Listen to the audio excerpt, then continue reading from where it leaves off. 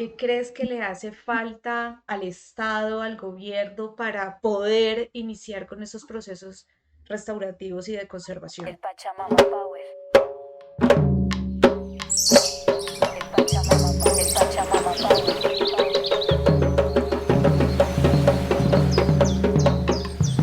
Aquí todavía no es claro cómo hacer la restauración y la conservación en el terreno. Digamos, No. en el papel tenemos todo dado, mucho dado, en el papel, en la constitución, en la legislación ambiental.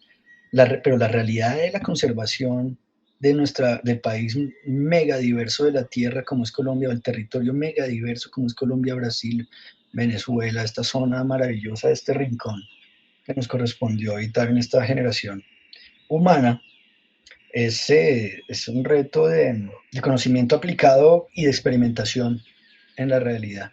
Porque acá arriba aparentemente se resuelven cosas, me refiero aquí arriba, tanto en el poder como en las esferas del orden jurídico, pero en las esferas de la realidad lo cierto es que se siguen perdiendo sistemáticamente humedales, se siguen perdiendo sistemáticamente bosques, se siguen contaminando sistemáticamente aguas, estructuralmente. Habitamos en un sistema del capital eh, abrasador, muy fuerte, pero al mismo tiempo es muy interesante y muy bonito ver cómo hay unas comunidades organizadas que logran pararse y decir, sí podemos hacerlo de una manera distinta, sí Diferente. podemos proteger esto, tenemos acuerdos alrededor, tenemos escuela agroecológica, sabemos cómo cuidar y sanar el agua, sabemos cómo volver a sembrar las semillas de las especies propias de este lugar, sabemos cómo generar una escuela y pedagogías con los niños, ¿cierto? Entonces ahí está, tenemos todo.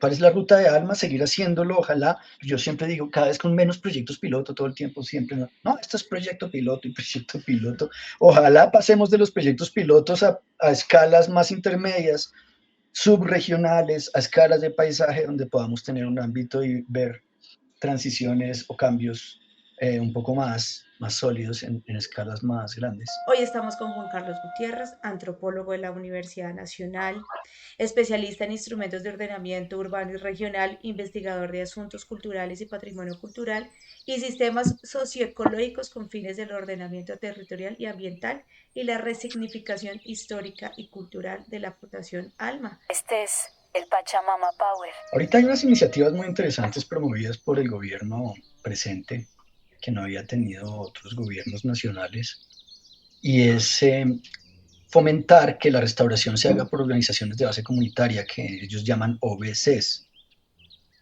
Entonces eso es un camino que no se hace, eso no se aprende de la noche a la mañana, ¿no? De hecho, tú no fortaleces, tú no le das a una comunidad de base todas las capacidades técnicas, administrativas, financieras para que casi que de un mes para el otro ya lo hagan. Es un proceso, pero ese proceso ya arrancó. Eso me parece importante, ya arrancó en varias partes. Por ejemplo, nosotros estamos apoyando un trabajo en La Mojana sobre eso, en una articulación entre son recursos del Minambiente, el Fondo de Adaptación, el Programa de las Naciones Unidas, PNUD, y nosotros estamos, por ejemplo, trabajando en dos zonas de altísima conflictividad, que son Montecristo en el sur de Bolívar y Nechí en Antioquia.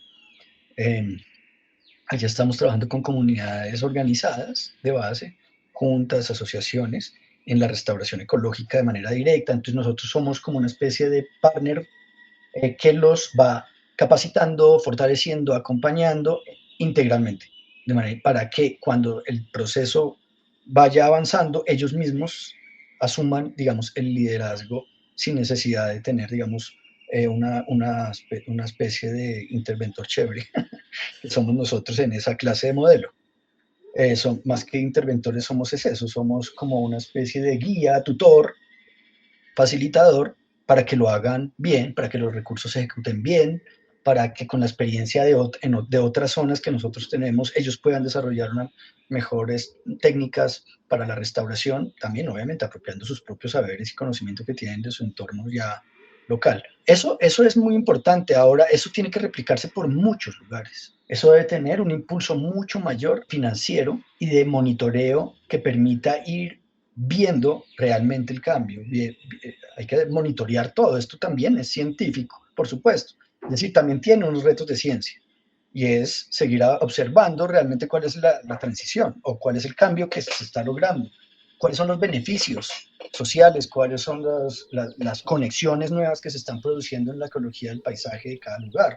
Sin eso no tiene tanto impacto. Mantenerlo y observar qué es lo que Claro, está ajá. pasando y dar cuenta de eso con datos también. Se necesitan datos para tomar mejores decisiones. No todo debe ser así espontáneo, sino que se necesita ir capturando la mejor información y que esa información no quede en manos de expertos, sino que se siga disponiendo de parte del gobierno nacional que esas experticias locales tengan las tecnologías necesarias también para que ese acumulado quede en terreno, que quede en la junta, que quede en la asociación, quede en el grupo pedagógico juvenil allí, que quede instalado, porque ellos mismos lo están haciendo.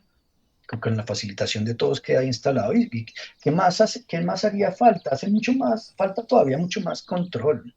Las mafias en Colombia todavía están posicionadas en las regiones que más lo requieren, en toda la zona amazónica, en toda la Llanura, en la serranía de San Lucas, en el Bajo Cauca, en el Bajo Magdalena. O sea, necesitamos que los gobiernos logren la paz. Tenemos que rodear a los gobiernos locales, nacionales, regionales, y si no quieren, presionarlos, porque esto no aguanta más guerra, esto no aguanta más conflicto armado, y hay que resolver la conflictividad social, pero para resolverla no puede haber más guerra. Resolver la conflictividad social en medio de la guerra, no, no.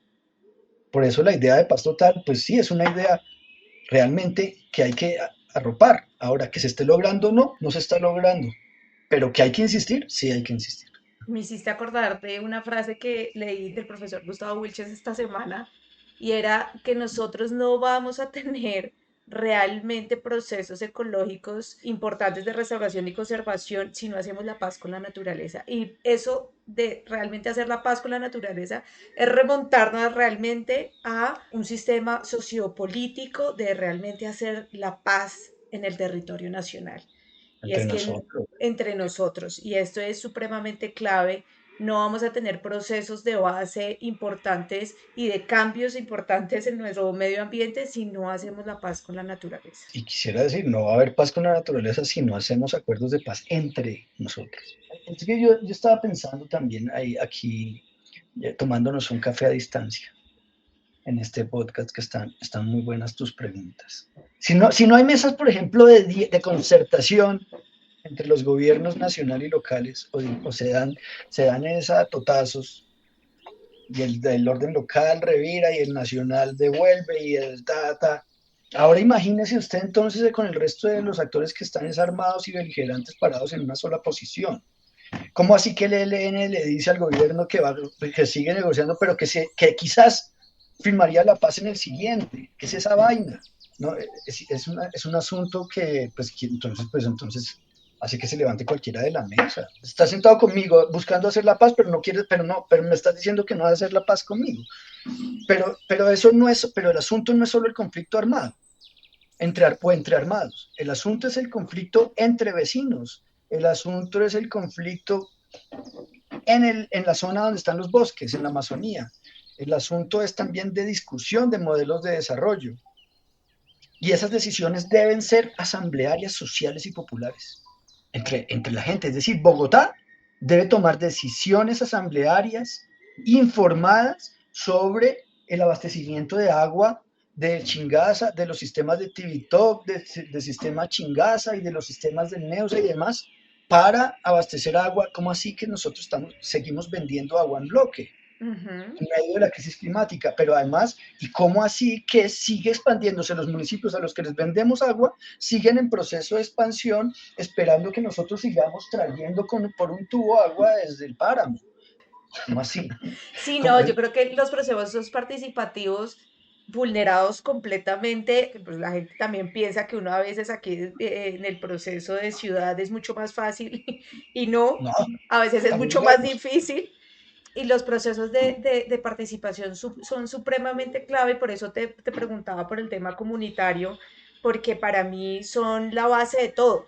El acuerdo comunitario, los acuerdos de base que deberían ser desde la prefactibilidad y no la factibilidad del proyecto. Sí, sí, sí, de acuerdo. Yo lo que creo es que hay que desestimular, por supuesto, insistir en desestimular la guerra, que además es una aspiradora de recursos brutal, es un desfondeadero gigante con esos recursos, a fortalecer esos sistemas de participación incidente, esos sistemas de las economías populares, que son muchas. Nosotros tenemos todo para ser un país de gran abundancia, no concentrada en pocas manos, sino de abundancia, digamos, de democratizar esas riquezas que tenemos. Hay todas las posibilidades, pero claramente creo que a esa pregunta insistiré en parar la guerra. Claro, en parar la guerra entre nosotros, entre nuestras sociedades humanas que habitamos el territorio colombiano, y parar la guerra y parar la degradación y pérdida que estamos haciendo de nuestra estructura natural, de nuestra base natural.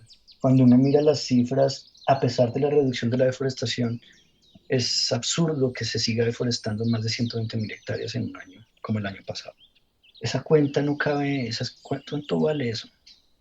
Y además, ¿cuánto tarda? No es sensato, no es moralmente es insensato. Entonces, bueno, ahí es parte de lo que nosotros trabajemos también con niños, ¿no? Pequeños, ojalá. Las escuelas todavía son muy tradicionales, las escuelas creo que todavía creen que están resolviéndolo hablando de reciclaje, que están Sí, resolviéndolo no. hablando de sembrar 3 árboles. Creo que falta mucho más también decisión pedagógica, mucho más fuerte y mucho más cualificada para trabajar con los niños con la primera infancia en esto. Ellos son los que tienen que asumir las riendas en solo 15, 20 años, que es cuando esta vaina esté en una condición más compleja. En 20 años, los niños que tienen hoy un año están graduándose, están estudiando, están terminando y van a salir.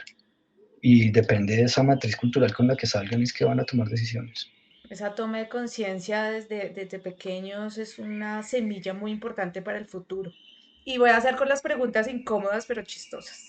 ¿Cerros o humedales? Humedales. ¿Ecosistema favorito? Hay una ciénaga preciosa allá en el sur de Bolívar que se llama La Eusebia. Es un pequeño paraíso allá de humedal en la mitad de de una vertiente de montaña de la serranía de San Lucas. ¿Un mentor o figura que te inspire? A mí me inspira harto Alegría, la directora de Alma. La amo, yo también. Sí, me inspira. ¿Mentor o figura que tú te hayas inspirado en el pasado para ser antropólogo y llegar a estas iniciativas tan hermosas comunitarias? Mis profesores de la universidad, Luis Guillermo Vasco, Jaime Arocha. Un mensaje para terminar. Todo está por hacer, hagámosle. Ahí sí, mejor dicho, para atrás ni para coger impulso. En medio de situaciones que uno dice a veces que son un poco pesimistas, también hay mucho optimismo y la vida es preciosa. Hay que vivir el presente, ¿no? No, sin siempre decir, allá atrás supuestamente fue mejor y hacia adelante vamos a un futuro en terribles condiciones.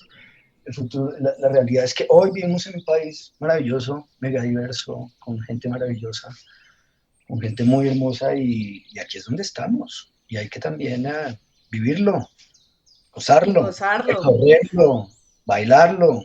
Esa es la vida. Y aquí estamos. disfrutarlo, Sí, disfrutarlo y conocerlo y enamorarse de él. sí, sí, sí. Bueno, muchísimas gracias, Juan, por estar aquí representando a la Fundación Alma. Tendremos otro podcast con Alegría para conocer más de dónde empieza este proceso maravilloso desde 1985. Pedimos excusas por el exceso de tiempo, pero tenemos un maravilloso programa. Muy buenos días, buenas tardes y muy buenas noches. Abrazos y besos para todos y todas. Saludos a todas, a todos. El Pachamama Power. Este es el Pachamama Power.